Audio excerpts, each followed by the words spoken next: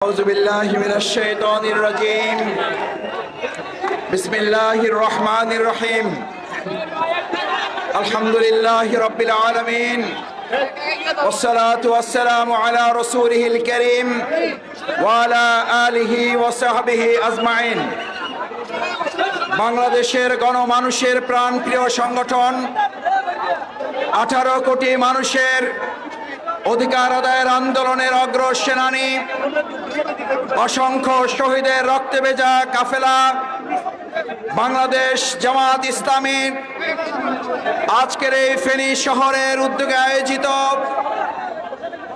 বন্যার্ত যারা ক্ষতিগ্রস্ত হয়েছেন তাদের সহযোগিতা এবং তাদের পাশে দাঁড়ানোর জন্য তাদের জন্য দোয়ার অংশ হিসাবে আজকের এই বিশাল সমাবেশের সম্মানিত সভাপতি, সম্মানিত প্রধান অতিথি, বাংলাদেশ জামাত ইসলামী কেন্দ্রীয় নির্বাহী পরিষদের সম্মানিত সদস্য, ঢাকা মহানগরী দক্ষিণ জামাতের সংগ্রামী আমির, বাংলাদেশ ইসলামী ছাত্র শিবিরের সাবেক কেন্দ্রীয় সভাপতি, ঢাকার গণ আন্দোলনের অন্যতম অগ্রসেনানী জনাব নুরুল ইসলাম বুলবুল, বাংলাদেশ জামাত ইসলামীর সম্মানিত নেতৃবৃন্দ, সম্মানিত ভাই বন্ধুগণ, সম্মানিত বাংলাদেশ ইসলামী ছাত্র শিবিরের নেতৃবৃন্দ, উপস্থিত সাংবাদিক বন্ধুগণ,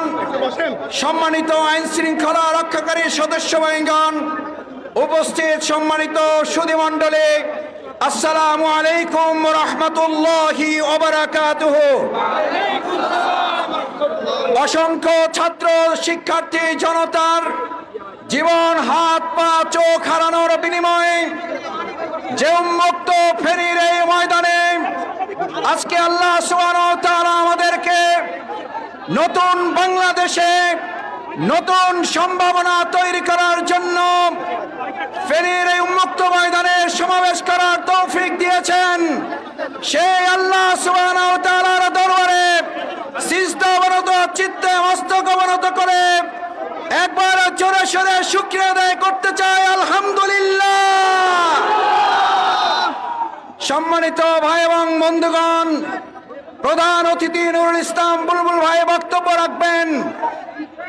আমরা শুধু এই কথাটুকু বলতে চাই, 2024 সালের 5ই আগস্ট আমাদের তরুণ ছাত্র জনতা জীবন, হাত পা চোখ দিয়ে যে নতুন স্বাধীন বাংলাদেশ আমাদেরকে উপহার দিয়েছে, আমি আপনাদের কাছে জানতে চাই, আর নতুন কোন ষড়যন্ত্রের মাধ্যমে আর একবার কি আবার স্বাধীনতা অর্জন করার প্রয়োজন হবে? আমরা আর নতুন করে জীবন বাজি রেখে আরেকবার স্বাধীনতা নয়, এই অর্জিত স্বাধীনতাকে অর্থবহ করতে যতবার প্রয়োজন জীবন দেব, এই স্বাধীনতাকে আমরা নস্যাৎ করতে দেব না। সংগ্রামী ভাই এবং বন্ধুগণ, বাংলাদেশ জামাত ইসলামী এদেশের গণমানুষের প্রিয় কাফেলার নাম আপনারা ভালো করে জানেন। 17-18 জুলাইয়ের ছাত্র গণ আন্দোলন শুরু হওয়া 2024 সালের 5ই আগস্টের আগ মুহূর্তে তারা যখন আর কোন ট্রাম্প কার্ড দিয়ে আন্দোলন নস্যাৎ করতে পারছিলেন না, একের পর এক তাদের ষড়যন্ত্র ব্যর্থ হচ্ছিল, তখন তারা মনে করেছিল এই আন্দোলনের সবচেয়ে বড় নিয়ামক শক্তি বাংলাদেশ জামাত ইসলামী, ইসলামী ছাত্র শিবিরকে নিষিদ্ধ করলে আন্দোলন থেমে যাবে। আমরা স্পষ্ট করে বলতে চাই, আমাদেরকে সেদিন নিষিদ্ধ করে প্রকৃত কক্ষে শেখ হাসিনা ওই আন্দোলনকে বিজয়ের দ্বার প্রান্তে নিয়ে গিয়েছেন।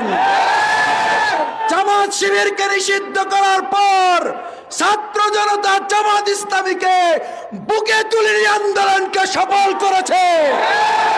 আপনি শুধু নিষিদ্ধ হন নাই, বাংলাদেশ থেকে পালিয়ে যেতে বাধ্য হয়েছেন। আজ আপনাদের উদ্দেশ্যে শুধু এইটুকু বলে শেষ করতে চাই, ভাই এবং বন্ধুগণ, আমাদের এখনো ভাইদের চোখের পানি শুকিয়ে যায় নাই, এখনো রাস্তায় রক্তের দাগ শুকিয়ে যায় নাই, এখনো কবরের মাটি শুকিয়ে যায় নাই, এখনো চোখারা ভাইদের কান্না থেমে যায় নাই, এখনো হাতহারা ভাইদের কান্না থেমে যায় নাই। এরকম অবস্থায় শেখ হাসিনার কোন দোসররা বাংলাদেশে ঘাপটি মেরে থেকে ষড়যন্ত্র করলে তার উচিত জবাব দেওয়ার জন্য কি আপনারা প্রস্তুত আছেন? ফেনীর ভাইয়েরা, আসুন আগামী দিনের সকল ষড়যন্ত্রের বিরুদ্ধে প্রতিদিন আমাদের যদি একবার 5ই আগস্ট করতে হয়, তরুণ ছাত্র সমাজেরা ইতিমধ্যে ঘোষণা দিয়েছে, আমাদের শহীদ আবু সাইদ মীর মুগ্ধ হয়নি শেষ যুদ্ধ, আমাদের যুদ্ধ চলছে, আমাদের যুদ্ধ চলবে। বৈষম্যহীন সমাজ প্রতিষ্ঠায় শিক্ষার্থী জনতা যে জীবন বাজি রেখেছে, বৈষম্যহীন সমাজ প্রতিষ্ঠার একমাত্র গ্যারান্টি হচ্ছে ইসলাম। আসুন সেই ইসলামী অনুশাসন প্রতিষ্ঠার লক্ষ্যে বাংলাদেশ জামাত ইসলামী জনগণকে সাথে নিয়ে কাজ করছে। আমরা সুখী, সমৃদ্ধ, শান্তিপূর্ণ, অর্থবহ স্বাধীন বাংলাদেশ গড়ার লক্ষ্যে সেই প্রত্যয় নিয়ে কাজ করে যাব। আল্লাহ আমাদের সবাইকে তৌফিক দিন। আমাদের এই ফেনীতে 12 জন ভাই ইন্তেকাল করেছেন, অসংখ্য ভাই জীবনের মুখোমুখি হয়ে গুলিবিদ্ধ আহত অবস্থায় আছেন। আল্লাহ তাদের শহীদ হিসেবে কবুল করুন। আহতদেরকে আল্লাহ তাআলা সুস্থ করে তাদের পরিবারের কাছে ফিরে আসার তৌফিক দিন। আমাদের তরুণ যুবকেরা, আমার শিক্ষার্থী বন্ধুরা, তোমাদের হাতে নতুন স্বাধীনতার এই পতাকা আমরা তুলে দিয়ে গেলাম। এই রক্ষার দায়িত্ব কি তোমরা নিতে পারলে? সেই প্রত্যাশা ব্যক্ত করে আবার সবাইকে ধন্যবাদ, কৃতজ্ঞতা জানিয়ে আমার কথা শেষ করছে। আল্লাহ হাফেজ। বাংলাদেশ জিন্দাবাদ, বাংলাদেশ জামাত ইসলামী জিন্দাবাদ, ফেনী শহর শাখা জিন্দাবাদ। আসসালামু আলাইকুম ওয়া রাহমাতুল্লাহ।